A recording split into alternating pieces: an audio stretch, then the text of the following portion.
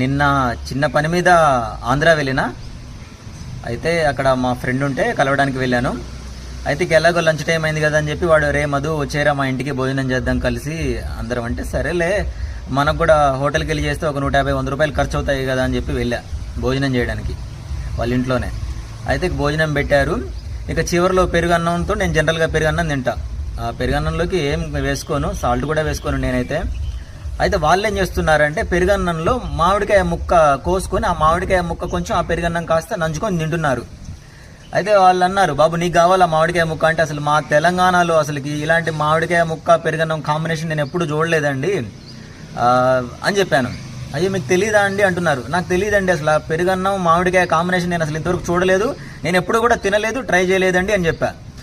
ఈ వీడియో చూస్తున్న వాళ్ళలో ఎంతమంది పెరుగన్నం మామిడికాయ కలిపి తిన్నారు? మన తెలంగాణ వాళ్ళు ఎవరైనా ఉన్నారా? మన తెలంగాణ వాళ్ళకైతే జనరల్గా ఇలాంటి తెలియదు అనుకుంటే, ఎందుకంటే నాకు తెలియదు, మీకు కూడా తెలిసి ఉండే ఛాన్సే లేదు. ఇంకా ఆంధ్ర వాళ్ళు తెలంగాణ వాళ్ళు ఎవరైనా ఉంటే కామెంట్ చేయండి, చూద్దాం ఎవరి కాంబినేషన్ ఎలా ఉంటుందో తెలుసుకుందాం ఒకసారి.